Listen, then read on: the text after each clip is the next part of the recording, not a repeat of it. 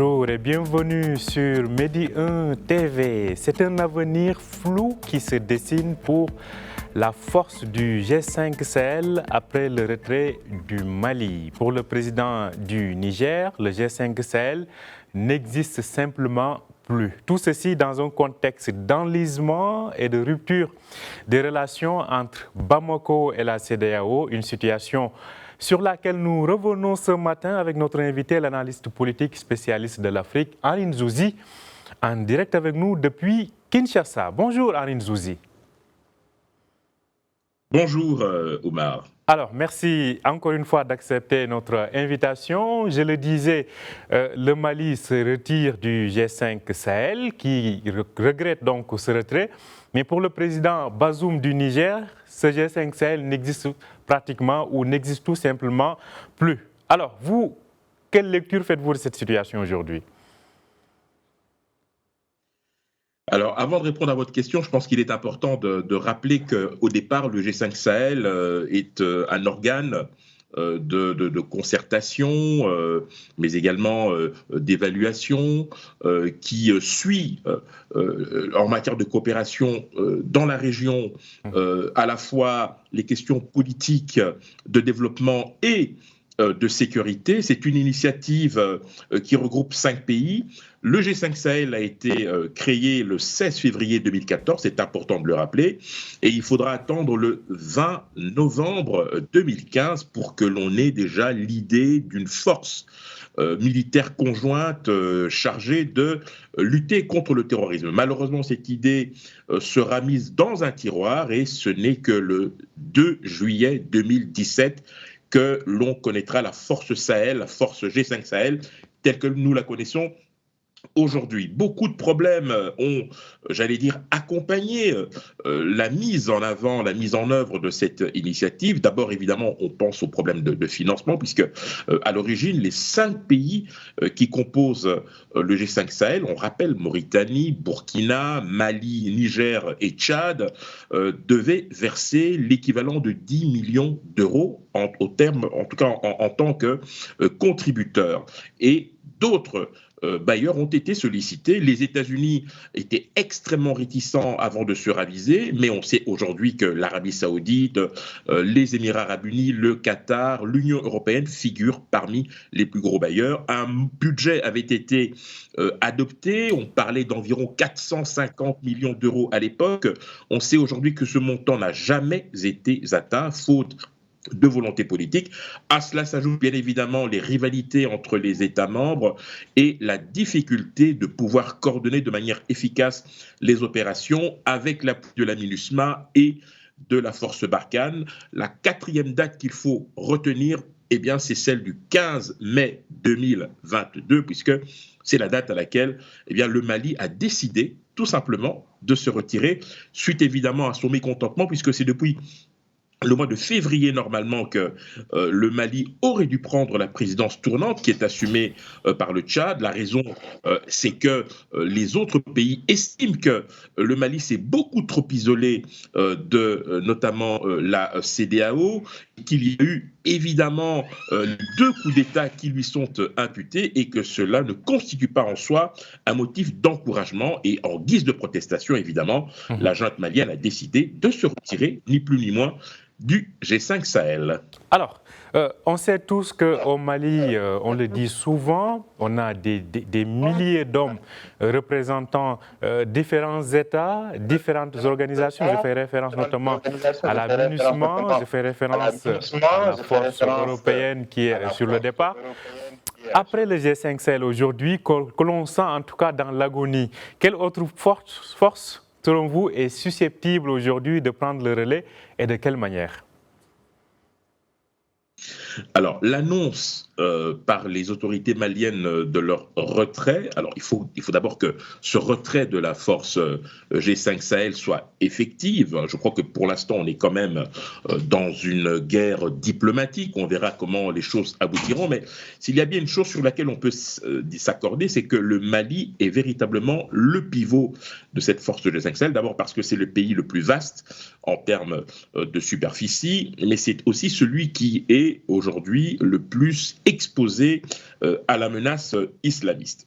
Vous avez ensuite, bien évidemment, la manière dont les choses se sont articulées autour des différents dispositifs. On pense bien évidemment à la MINUSMA, à la force Barkhane, on pense aussi à la task force Takuba, dont il faut rappeler qu'elle est composée essentiellement de forces spéciales européennes, mais on sait aujourd'hui que cette force Takuba est aussi, d'une certaine manière, à l'agonie, et il y a effectivement de nombreux problèmes aujourd'hui qui expliquent que le G5 Sahel est, je dirais, à la veille de sa mue. Il faut repenser cette force avec le redéploiement de Barkhane, notamment au Niger, avec évidemment l'espace qui est aujourd'hui libéré par cette même force. Il faut mûrir la réflexion. Mais le problème demeure dans la mesure où le financement de cette force n'a jamais été au rendez-vous, et ça c'est un vrai problème.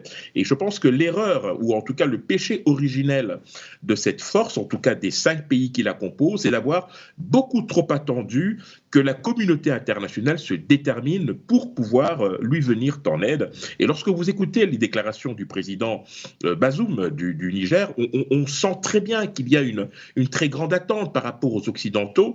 Je pense qu'aujourd'hui, en 2022, il est plus que temps que les Africains se prennent en charge au niveau sécuritaire et envisagent éventuellement d'autres alliances en mutualisant leurs efforts pour venir à bout de la menace terroriste. Alors, on sait que le Mali, comme vous le disiez tout à l'heure, se retrouve dans une situation d'isolement. Selon vous, en actant ou en décidant de se retirer du G5 Sahel, c'est peut-être que parce que Bamako sait désormais compter sur ses propres forces et sur celles de ses nouveaux alliés, peut-être. Alors, écoutez, c'est dans l'ordre naturel des choses. On ne peut pas contester à un État souverain de nouer les alliances de son choix. On voit très bien ce qui se passe en Ukraine aujourd'hui. Et ce qui est accepté pour l'Ukraine devrait l'être également pour le Mali. Le Mali se choisit librement ses alliés. Mais le problème, c'est que le Mali ne peut pas, ou en tout cas la junte ne peut pas communiquer pour la consommation intérieure avec l'argument selon lequel tout le monde est contre lui. La junte a commis des erreurs, n'a pas respecté les termes de ses engagements.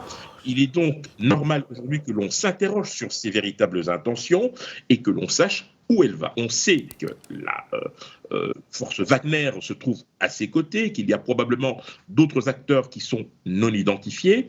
Je pense qu'il serait beaucoup plus sage, plutôt que de jeter des anathèmes aux autorités maliennes, de leur laisser tout simplement de vivre leur propre expérience avec leurs nouveaux alliés. Et le moment venu, nous pourrons tirer des conclusions et peut-être arriver à cette même conclusion que finalement, ces alliances-là n'étaient peut-être pas dans les intérêts du peuple malien. Des alliances qui, donc, comme vous le dites, qui finiront par la suite à faire savoir ou à faire valoir en tout cas ce qu'elles valent. Alors, parlons maintenant de la situation au Mali. Comme je le disais, c'est l'isolement et les discussions avec la CEDEAO semblent être au point mort. On a parlé en début de semaine de la mise en échec d'une tentative de putsch. Alors, globalement, comment voyez-vous l'évolution de la situation du Mali ? Très bien. Il y a trois éléments qui se sont, il y a 3 événements qui se sont déroulés en l'espace d'une grosse semaine, grosso modo, hein, on va dire ça.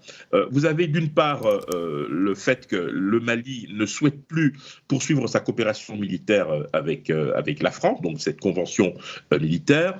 Deuxièmement, il y a bien évidemment l'annonce du retrait du G5 Sahel. Et puis, vous avez bien évidemment les informations qui nous sont parvenues sur une tentative de putsch. Aujourd'hui, le Mali est obligé de pouvoir, j'allais dire, prendre des initiatives pour, j'allais dire, être en capacité de prendre ses responsabilités et venir à bout des menaces ou des périls qui pèsent sur elle.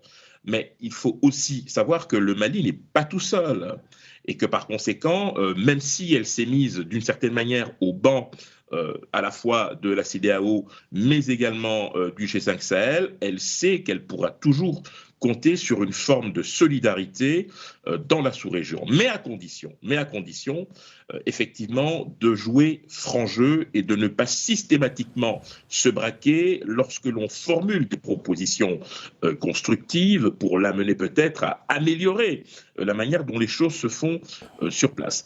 La dernière chose que je voudrais vous dire, c'est que il est évident qu'à l'heure actuelle, par rapport à cet isolement, le Mali va devoir, dans les prochains mois, opter pour une stratégie beaucoup plus, j'allais dire, d'ouverture plutôt que de s'isoler, parce que cet isolement ne profitera pas à sa population, bien au contraire, et même si l'on sait que, techniquement parlant, les effets des sanctions ne se feront ressentir que dans la durée, il faut prendre en considération d'autres paramètres, le contexte régional, le contexte mondial, qui amènera probablement la junte à effectuer d'autres ajustements. Il faudra aussi être attentif à l'attitude de l'opposition et voir de quelle manière les choses pourront s'articuler dans les prochaines semaines.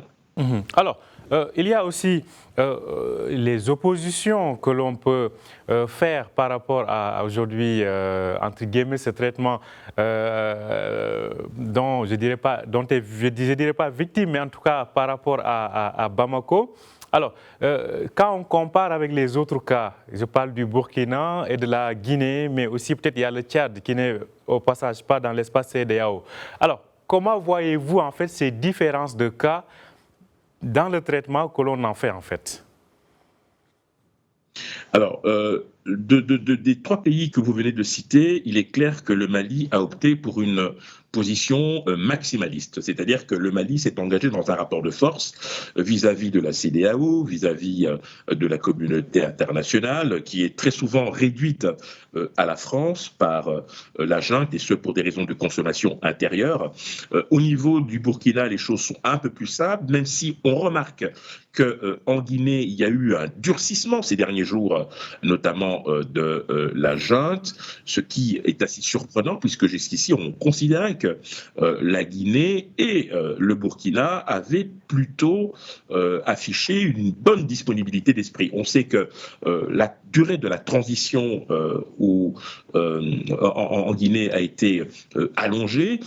On ne sait pas encore comment réagira concrètement l'opposition, qui bien évidemment est stupéfaite des dernières décisions qui ont été prises.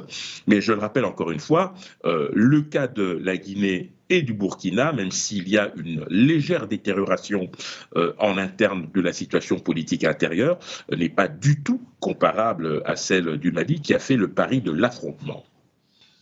Mais alors, est-ce que quand même on ne risque pas de se diriger à des cas similaires vu aujourd'hui ce qui se passe en Guinée? Vous avez parlé de durcissement de la junte en Guinée, mais est-ce qu'au final on risque de ne pas se retrouver devant les mêmes équations?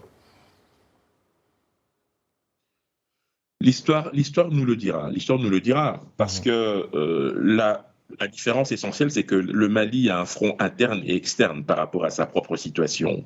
Aujourd'hui, avec le durcissement que nous observons en Guinée, il est clair que il y a, de la part de Mamadi Doumbouya, peut-être une volonté aussi d'ouvrir un front extérieur qui ne serait pas, à mon sens, je dirais, de bon augure. Nous verrons comment tout cela va s'articuler. Mais il y a une chose qui me semble très importante, c'est qu'il va falloir attendre la réaction de la CEDEAO, parce qu'elle n'a pas encore officiellement réagi par rapport à ce qui a été annoncé en Guinée. Nous verrons ce qu'il en est. Je crois que là aussi, il faut laisser, j'allais dire, la diplomatie faire son travail pour se forger une opinion sur ce que pourrait être la situation en Guinée dans les prochaines semaines ou dans les prochains mois. Alors, une délégation de la CEDEAO est attendue ou déjà même au Burkina Faso pour faire le point sur la transition. Et comme je le disais, dans toutes ces transitions en cours, on a déjà pratiquement partout fixé la durée de ces transitions-là. Globalement, quelle est la marge de manœuvre de la CEDEAO finalement? Bon, il faut quand même admettre qu'il y a eu quand même, d'une certaine manière, 2 poids, 2 mesures. On se souvient que le Mali avait annoncé 5 ans de transition. La suite, vous la connaissez, il y a eu le choc frontal entre le Mali et la CEDEAO. Il y a eu une tentative de médiation de l'Algérie qui avait proposé de ramener cette transition à 2 ans, puis 18 mois, ce qui correspondait plus ou moins aux critères de la CEDEAO. Finalement, on sait que cette transition pourrait durer un peu plus de 30 mois. Bon.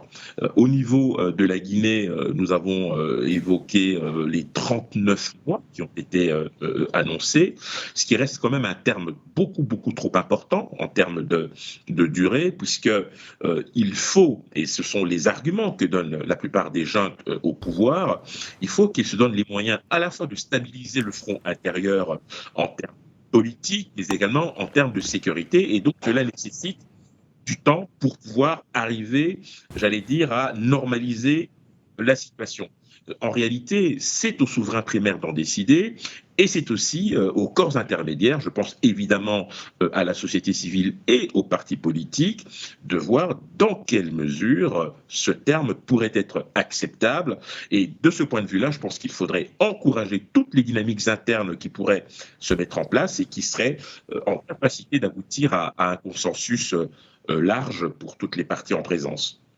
Merci à vous, Henrine Zouzi. Je rappelle que vous êtes analyste politique qui était là. Aujourd'hui, vous étiez là pour nous parler donc de la situation au Mali, mais aussi sur l'avenir du G5 Sahel, après donc l'annonce du retrait de Bamako. Bonne journée à vous du côté de Kinshasa.